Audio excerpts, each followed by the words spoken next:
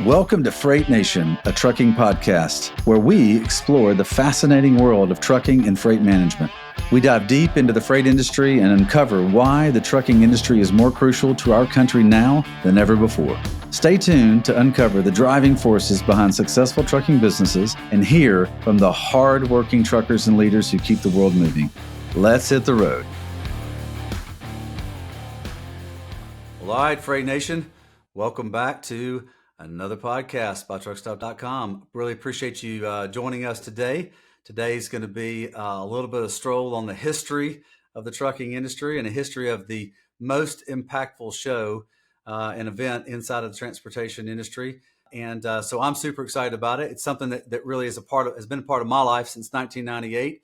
And I get to tell people all about how I get to go to this really, really cool show that's in Louisville, Kentucky in March every year, and how important it is to my life. And so I'm really excited for Toby Young, who is the president of Exhibit Management Associates, who produces the Mid-American Trucking Show, to join us today. He's my friend. We've become good friends, and for over a long time, we have a lot in common with each other. And I'm really excited that he's going to be on Freight Nation today to just talk about the show and what's going on at the show, and then how it can be a benefit to you listening. So Toby, thanks a lot for joining. Oh, thanks for having me, Brent. It's always a pleasure to meet with you, and just love catching up. Yeah, ma'am, no doubt. In 1998, when I started with Overdrive Magazine, I never thought in my wildest dreams that I would think of the third or fourth week in March as one of my favorite weeks of the year. I never thought that I would ever be so excited to go to a show that's so big, you got to wear your track shoes to get from one end to the other. I never thought I'd be so excited to eat the best pork chop sandwich in America. So I have an extreme fondness for the Mid-America Trucking Show. A lot of that is because of you and your leadership and your family's leadership in the show, but it's also how dedicated you have been to supporting the owner-operator and the small carrier part of the marketplace. The show's for the entire trucking industry, but you really have had a heart for supporting that owner-operator. And so just appreciate what Mid-America's meant to me. So I like for the Freight Nation people to hear the story, because you're very unique. Your history in this industry is very unique. You didn't I got out of school and decided to go to work for some company that produces a truck show. You were born into this marketplace. So I'd love for you to tell the Freight Nation watchers and listeners a little bit on your background that with the Mid-America Truck Show, and how you and part of your family got into this. And so give us the history, man. Sure. Yeah, more or less born into it, tried to get away from it, and just got drugged back into it. So yeah, that's my story. But so the story of Matt's and myself and my family, the show was started back in 1972 by my grandfather, Paul K. Young, whose namesake graces our Truck Beauty Championships. Great man. Didn't get to work with him a lot, but saw how dedicated he was, and definitely was a big part of my upbringing and for who I am today. But back in 1972, he and three friends kind of had the idea of, hey, we want to do an event. And he was based out of Louisville and Somerset and just kind of the Kentucky area. And to paint the picture, back then in 1972, there were a few big shows, and Mid-America wasn't even on the radar, wasn't even a thought. There was a big show in Boston. There was the International Trucking Show, which has since gone back and forth between California and Las Vegas. And there were some smaller regional shows. But their idea was basically, hey, that big show that's out west, the International Trucking Show, we want that here. And so they had the idea.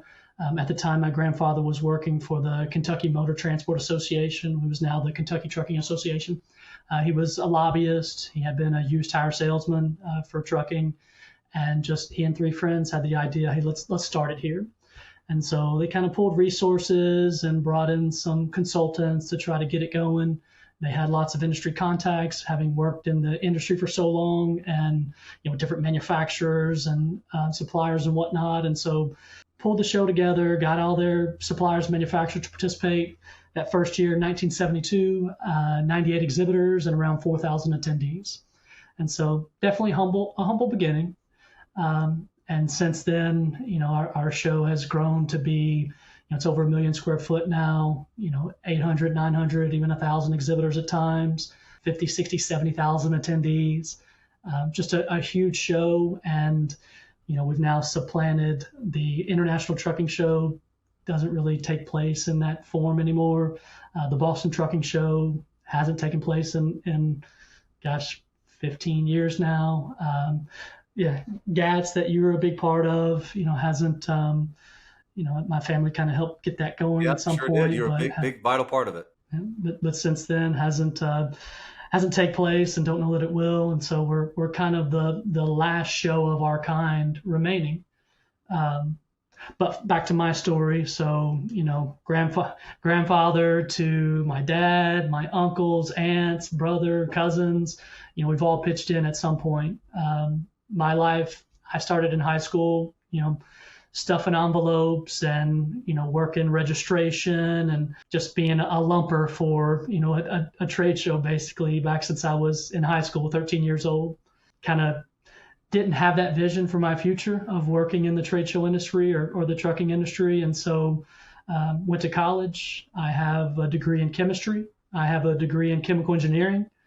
Spent, 7 years in college getting multiple degrees and, did very well for myself. But, basically once I graduated, the show was kind of going through a transition and had been dating my current wife for like 7 years, and she was ready to set up roots. And the job offers I got coming out of engineering school were all in the South, and so like Texas, Louisiana area.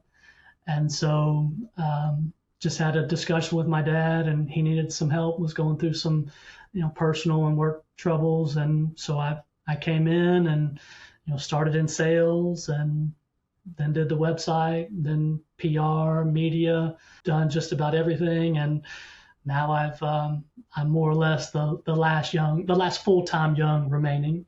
And so it, still bring my dad in to work shows. He's still been working shows, bring my brother in and uncles and anybody else that can, help us out. But so it's a family show, and definitely trucking is family. And so it's really nice to have the same kind of setup here. And so we just work year round to put on this really big, great show. Right. Well, so you mentioned a couple things about, starting in 72, we're obviously in 2024. So you got 50 plus years at this show. So I do want to talk a little bit about your relationship, like working with your family and working with things, because trucking is obviously many times a family business.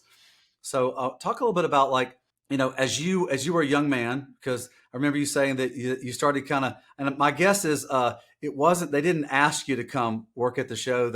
Your granddad and dad probably said, "Hey, you're working. This is what you're going to be doing." So, by the way, my dad was the same way with me. He had a small steel processing company.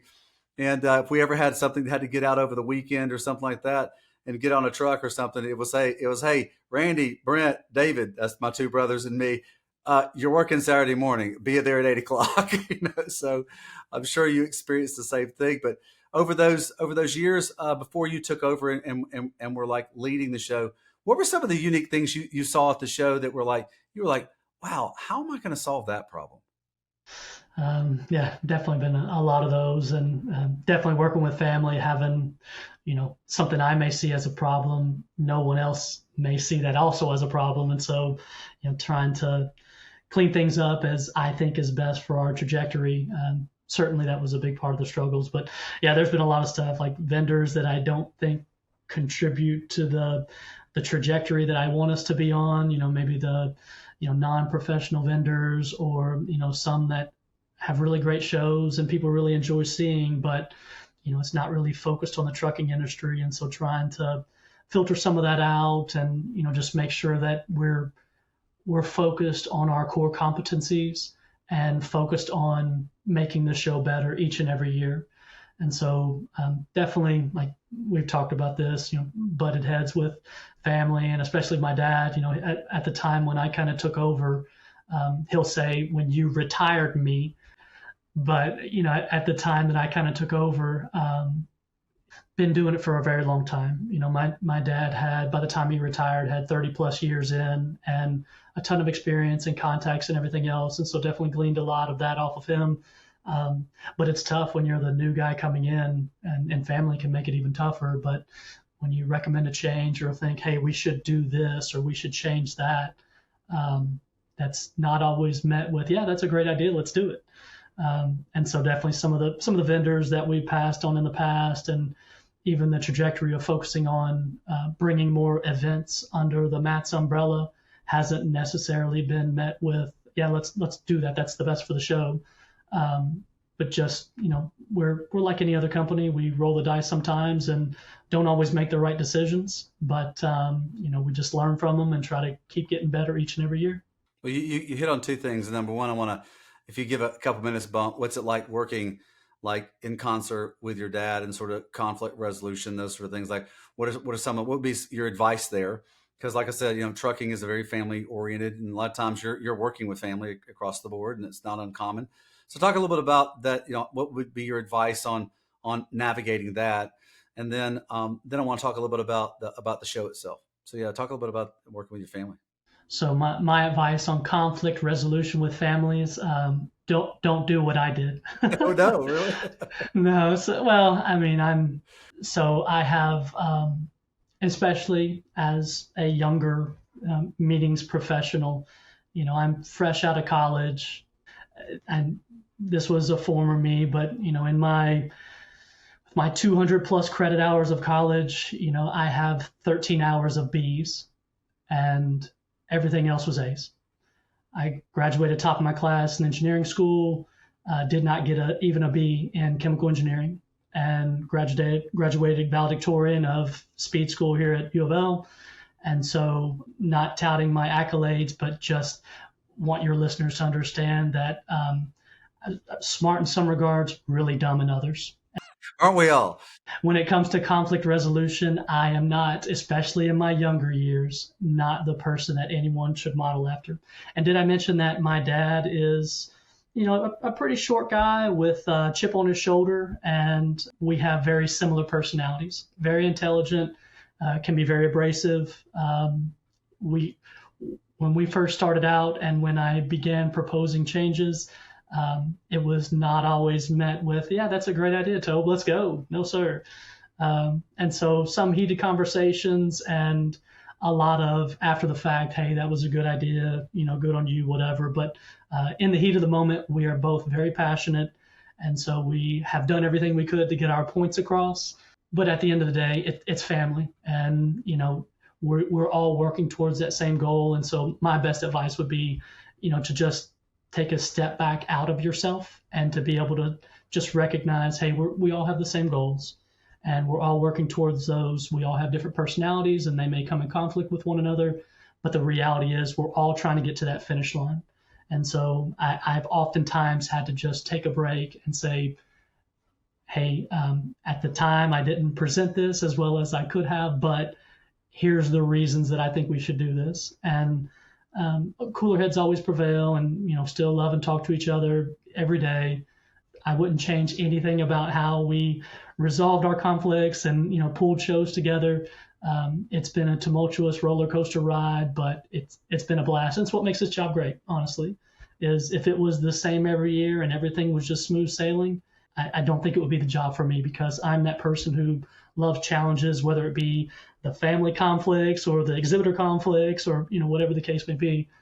It's never a dull moment in this business. Well, it sounds like with the fact that you were making straight A's and the one of the two most difficult undergraduate curriculums in college, chemical engineering, that you like to problem solve. You like to look at the problem and be able to solve it. So not surprised that you were bumping heads with your dad, because working with your dad can be a real challenge. So when you took a step back and you were, by the way, this is a great pro tip for Freight Nation. What Toby's talking about is like give it a moment and kind of give it a chance for maybe for someone to consider something. So did you find that when you kind of took that step back, that was like the pathway to to like maybe getting your dad to like listen more to you or to consider what you were trying to bring to him?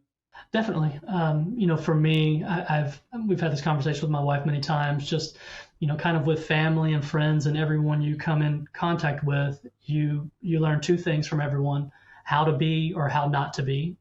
And so, with my dad, definitely took a ton of advice and learned a ton from him. But also, the he can be kind of gruff and quick to react and things like that. And so, from him and from our interaction, learned how not to be. And it's just interesting. Just I think as we all grow older, when I'm talking about these scenarios, I'm 25 years old. I'm fresh out of college. I think I own the world, and I, very book smart, very dumb in every other regard, just candidly. And so, I see it in my kids now. We've talked a lot about our kids. I have three kids, and it's just interesting. The one in college is so smart. She's so intelligent. She is going to do big things. I can look at her and just know how book smart she is, but know how, world or street dumb that she is. She just doesn't have the experience. And so, from my dad's perspective, he's looking at this young kid who may be really book smart, but he doesn't have the experience yet. And all that comes with time. And so if I wish I could go back in time and tell my younger self, hey, relax, sometimes experience is way more valuable than book smart. Yeah, no doubt. Well, that's great. I love that. That's another super good pro tip. All right, so Freight Nation, this is super great. So when you meet people, you need to determine two things. I think Toby, I've never heard anybody say this, by the way. This I don't know where you got this, but this is great advice. When you meet somebody and you've got to be working with them, you need to understand two things: how to be or how not to be. So that's easy to remember. So that's super good. So my dad was a little different than your dad. My dad was 6'5", ex-professional football player. He's giant. He was a pretty kind, gentle guy because he didn't have to use anything else. He just would look at you and go, "This is the way it's going to be." And he's so big that I'm just an average size. I'm an average size guy. My dad is nothing like average, and so but there's nothing like Toby that the sort of satisfaction of knowing that you get to spend that time with your dad and you got to grow up and he got to grow more mature as well in working with you. And I had the same benefit with my dad, and my dad passed away almost 4 years ago, and I still miss him every day, man. But I'm thankful that I got to work with him. It was lots of fun. I worked with him as a kid, and then we actually owned a business together, kind of like you and your dad. So a lot of similarities there. All right, so you mentioned something earlier. I want to hit on this because I think this is important in trucking. Many times, whether you're a one truck entity, two truck, 10 truck, 20 truck, you got to wear a lot of hats. So you got to know how to run the business. And you told me that when you started working for Exhibit Management Associates, back when you were a young man, you said you were 25. Was that right when you started? 25? Yeah, Roughly, yeah. roughly 25 years old. You said you served a lot of different roles, from sales to PR to website to all sorts of different parts. I'm sure it was operations, all this sort of thing. So give a little perspective on how that helped you when you transitioned into running it, being the leader of it. And granted, you got a team that works with you. Nobody does anything themselves. But what was the benefit of being able to go through all those different segments of parts of the business that helps you in your leadership standpoint today? Sure. For me, it's just perspective. To be able to, it's one thing when you say, "Hey, do this" to someone who is a report, but the reality is, if you've been there, done that, you can just speak from again that experience.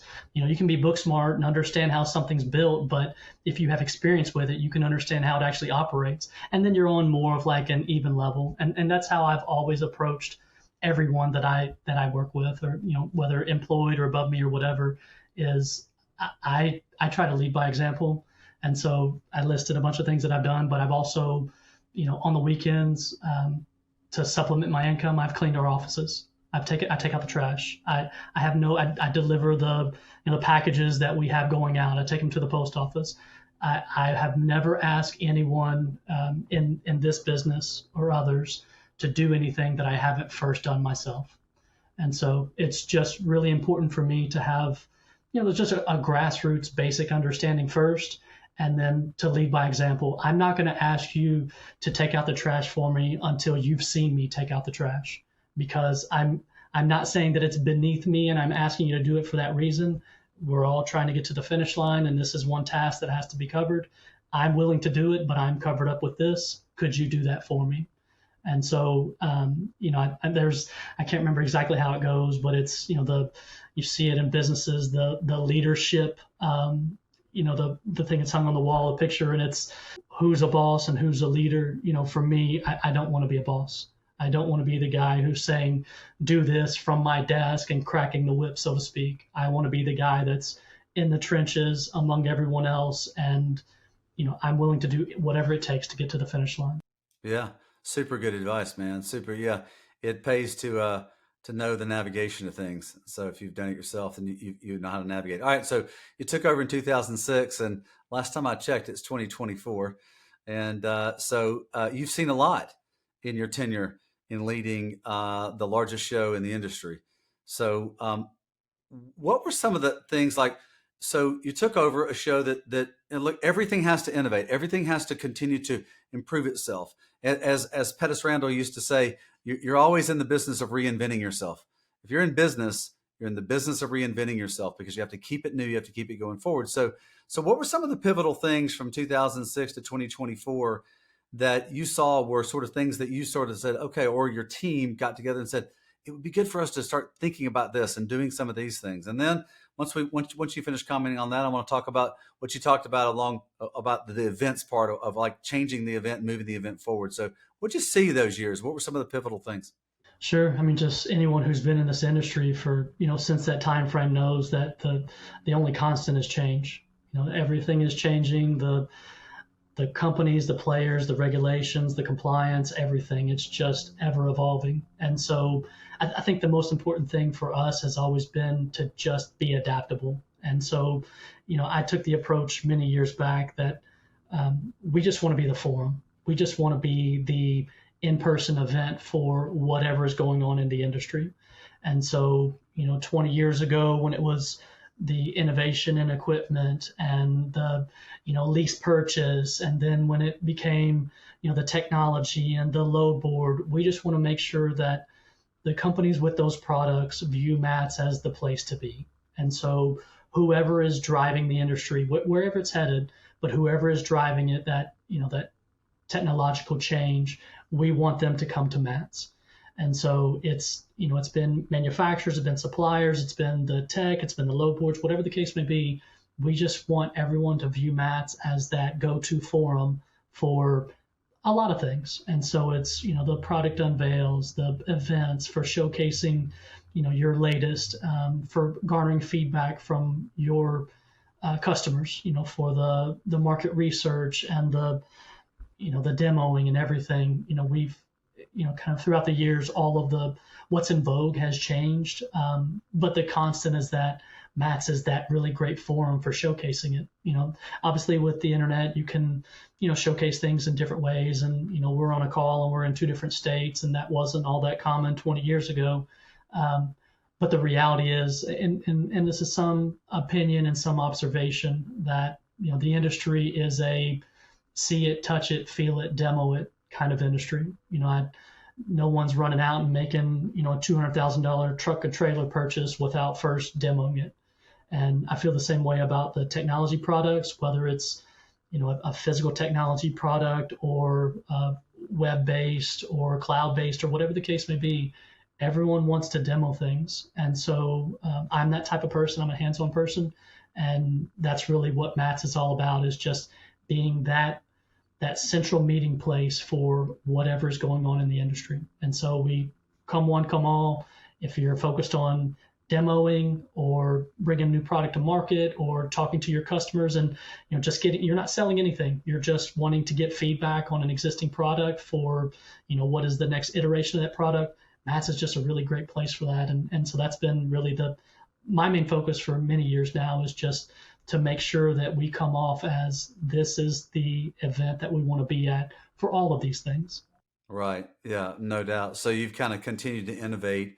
I guess a lot of it is getting feedback from those that come in the market. I know that maybe a little bit more than a decade ago, there started to become a little bit more of an international flair at the show. Could you talk a little bit about how this marketplace that has become more than just the domestic manufacturers?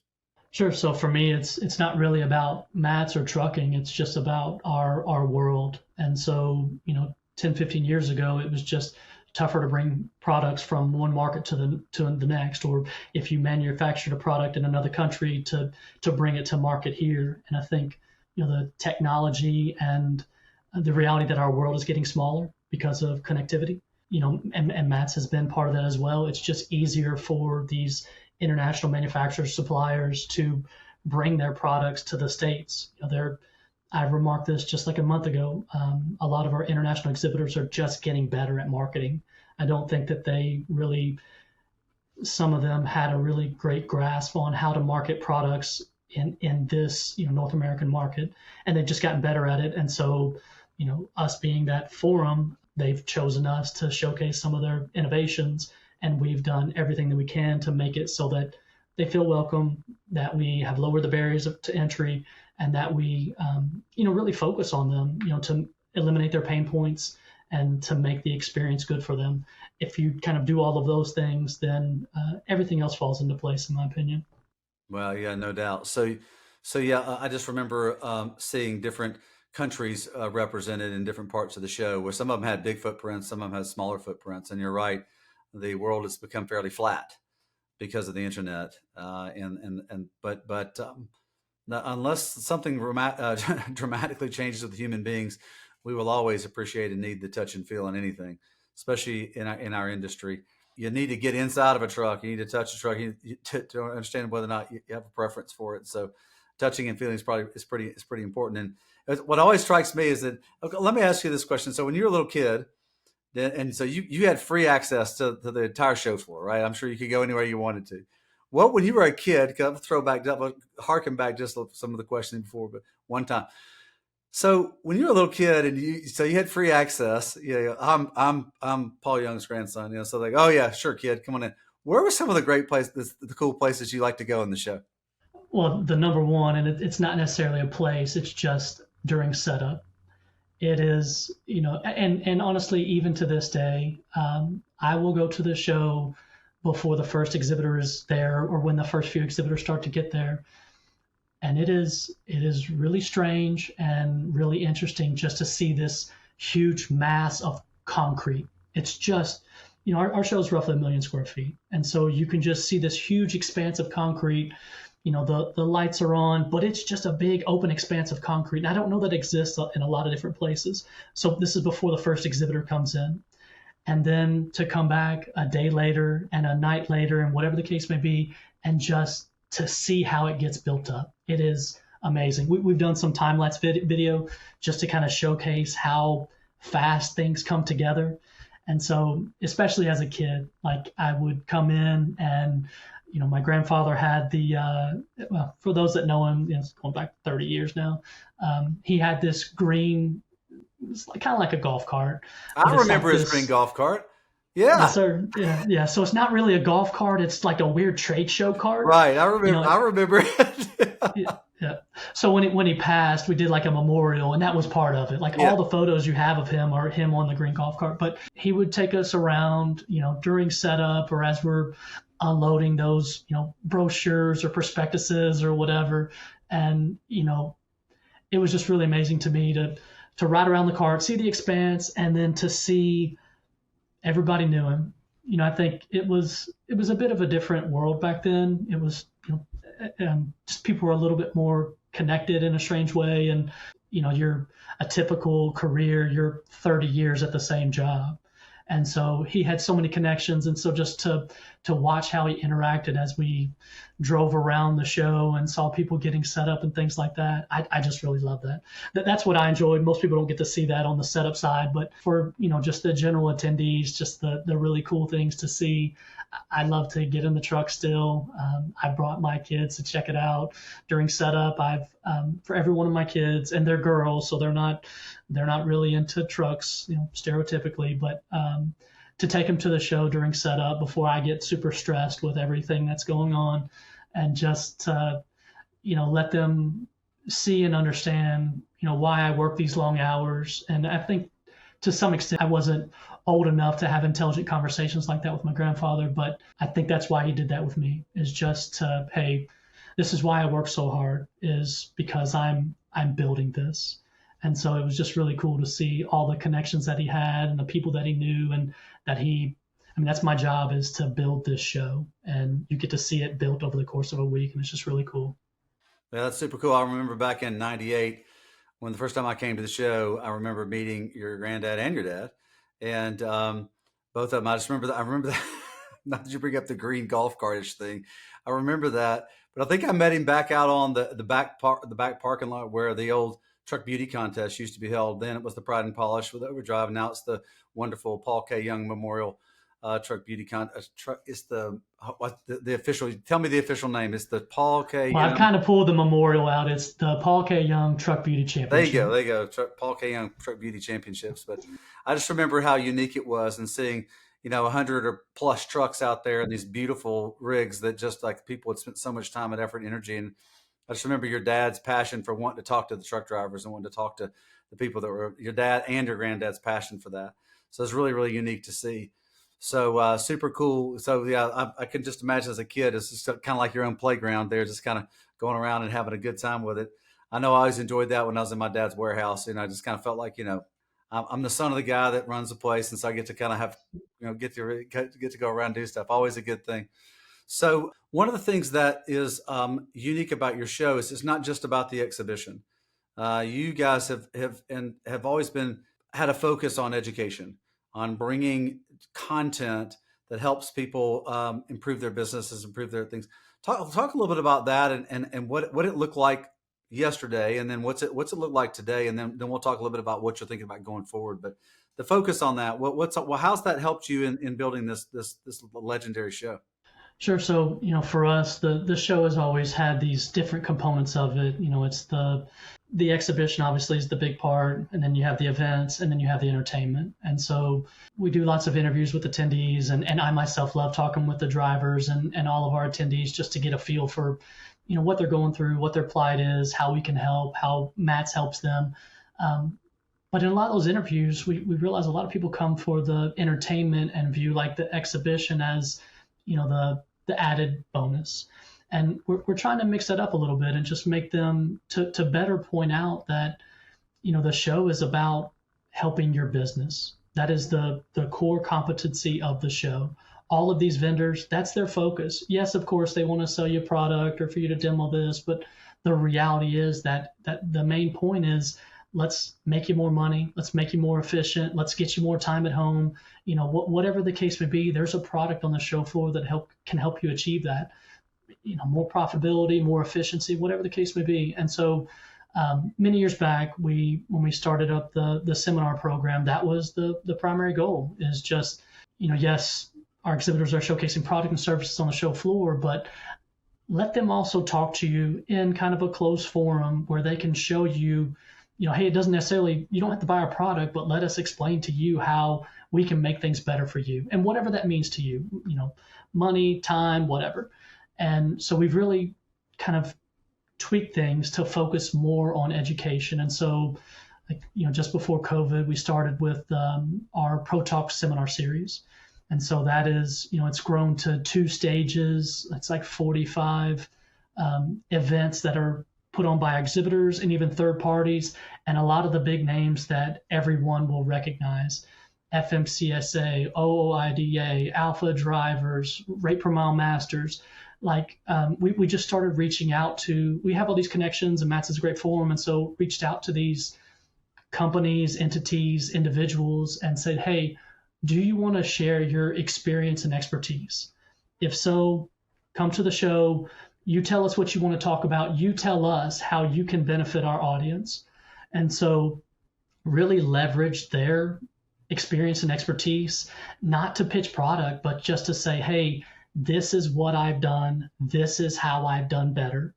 I've used these products, or this is how I look at my P&L and balance sheet, or this is what I focus on, and this is what helped me go from 1 to 10 trucks or 10 to 100 trucks, and to really leverage that thought leadership and just the experience of our attendees. Because, a major component of Matt's is the networking. And so we basically help some of these individuals and companies rise to the top that are really focused on this. And some of them have just this altruistic goal of just making the industry better. And where better to start than at the individual driver level?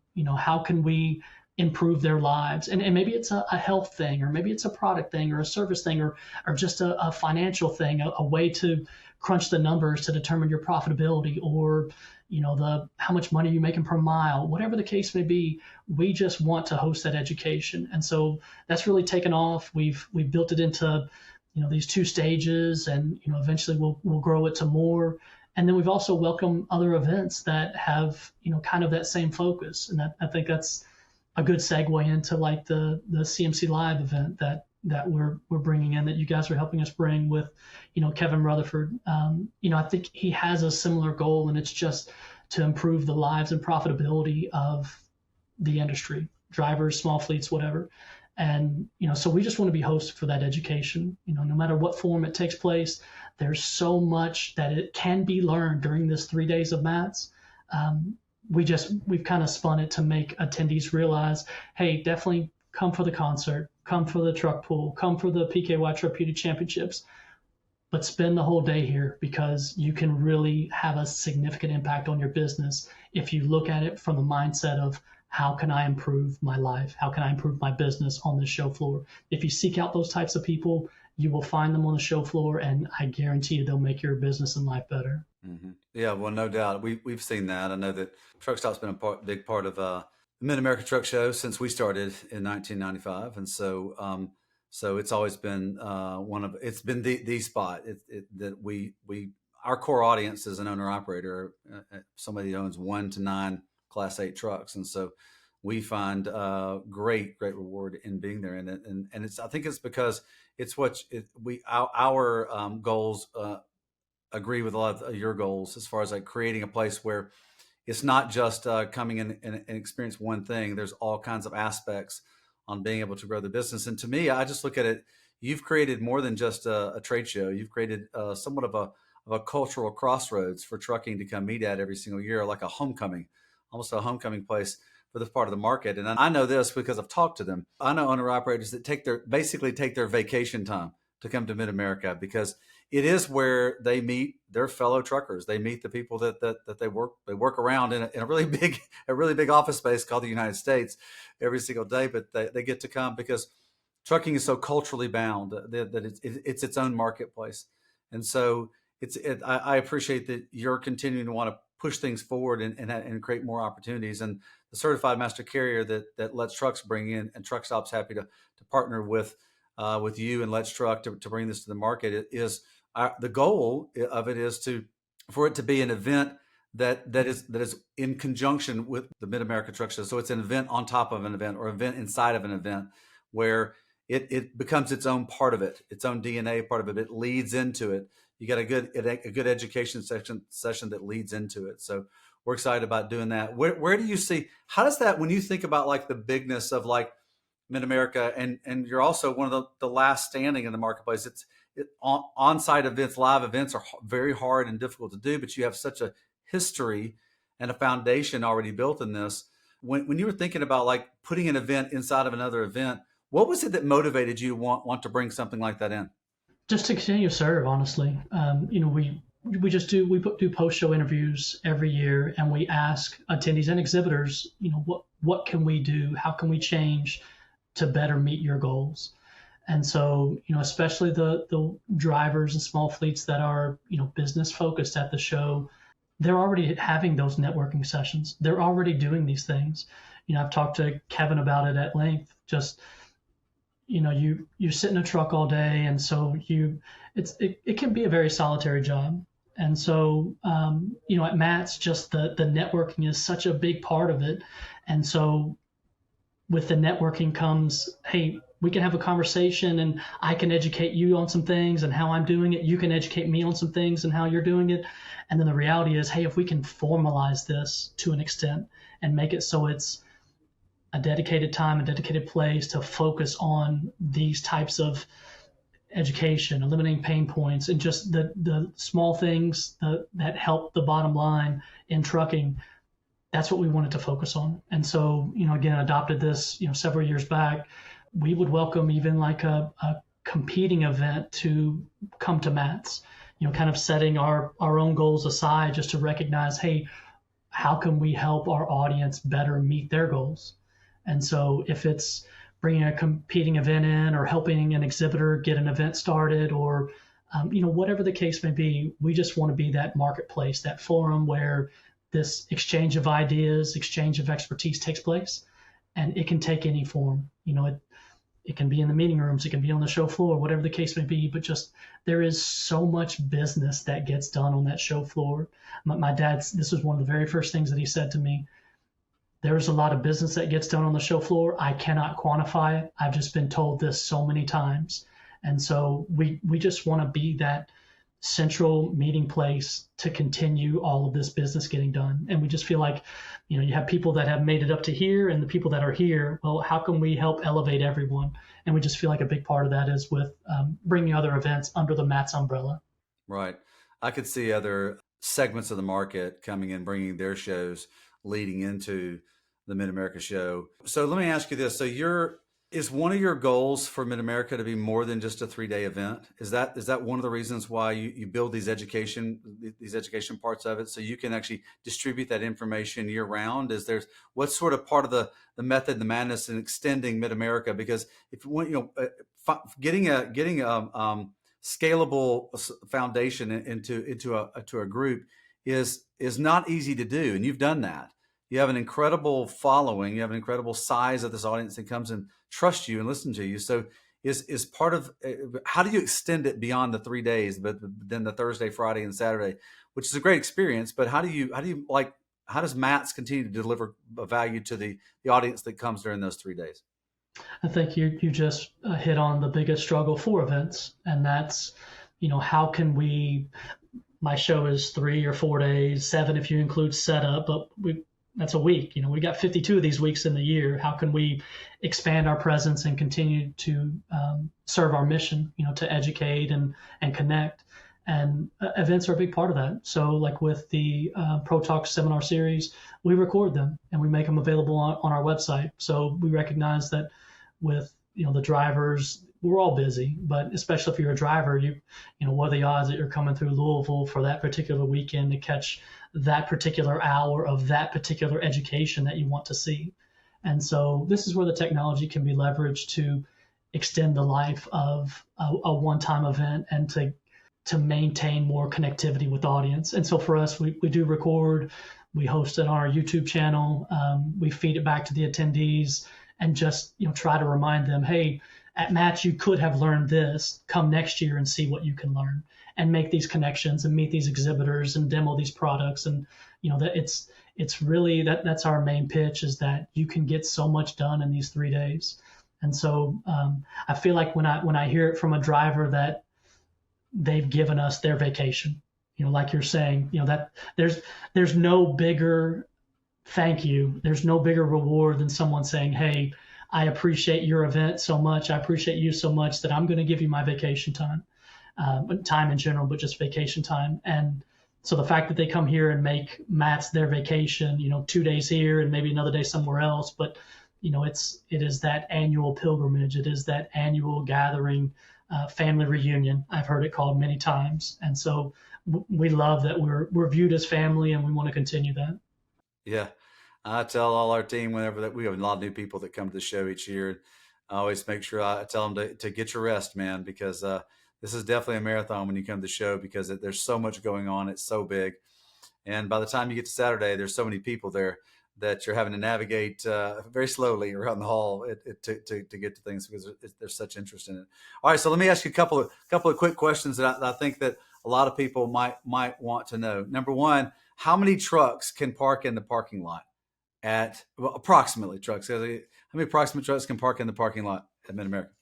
There's like 60 acres of parking. Yeah, there's like 30 acres on site, 30 acres off site. And so, a 10 by 80 truck divided by however many feet are in an acre, we break that down. But I could tell you that we have thousands that park. They measure them, how many we have park at Cardinal Stadium, and it's well over 1,000, and that's just half of our parking. Yeah, I've gone over to the Cardinal Stadium. It is its own homecoming over there as well. All right, look, last question. You may or may not be able to answer this one. I don't know, but I did mention pork chop sandwiches. Do you have any idea how many pork chop sandwiches are sold during the days of the show? No idea, but I can tell you no idea. I couldn't even venture, but I'll give you two anecdotes to put in perspective. When Landline has a blog that takes place around the show called the Pork Chop Diaries. So it's what Oh, we're do they? known I did for. not know they have the pork chop diaries. 100%. Yep. I've got to You never get seen it on this? Oh Yeah. yeah, you gotta check it out. Yeah, every year Pork Chop Diaries. The one food stuff that everybody mentions when we talk to them. Got to get that pork chop. So it has its own following. And then we talk about family, so a good way to bring it back. So my brother used to work full time here. He now has another job, but still comes and helps us out during the show. And I'm pretty sure I could pay him in pork chops. So he knows Kentucky pork producers. He knows all those folks by name, and I'll know when he has not been doing what I ask him. When he comes back to the show office with, they don't even have containers big enough. They give him it is a bread bag, and it is just stacked with these pork chop sandwiches in it. He'll come back to the show office with like 12, and he'll tell me I'm taking those 6 home, and then the next morning he's like, yeah, I had 2 for dinner. I'm like, well, you had 2 at lunch. You had 2 more for dinner. He's like, yeah, and I'm gonna get some more. Hey, I'm no different than your brother. I eat at least 2 a day every day of the show. Everybody I work with thinks I'm crazy. I go, look, when you come to the show, in order to get like baptized into the Mid America Truck Show, you got to come have a pork chop sandwich with me.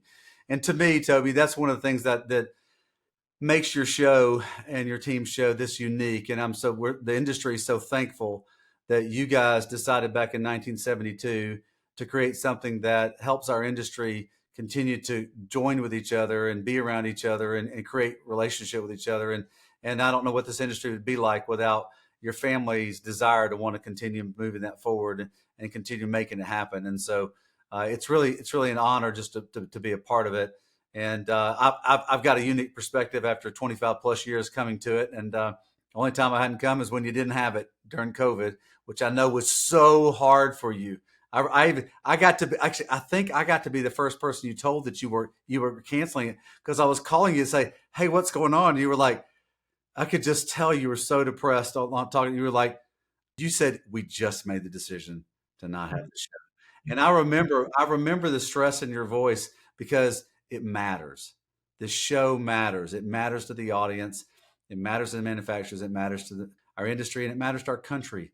And so thank you so much for bringing this show in, and thanks for continuing and making it better and better each and every year. And I just appreciate you coming on Freight Nation today. Thank you for having me. Yeah, I've enjoyed our friendship and our interaction throughout the years, and no better guy than Brent. Thank you. You're too kind, man. I appreciate it. Well, Freight Nation, that's a wrap. I hope you learned a little bit more about one of the things that makes our industry great, which is the Mid America Truck Show.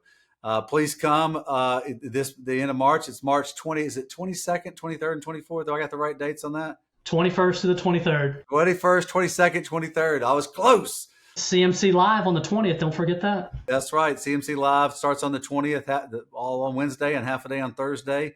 Our gratitude for you helping being a great partner and putting this thing on. So Freight Nation, thanks for this is a wrap for Freight Nation for today. Appreciate Toby coming on and being a part of it. And I hope you learned a little bit more about the Mid America Truck Show and what makes it great.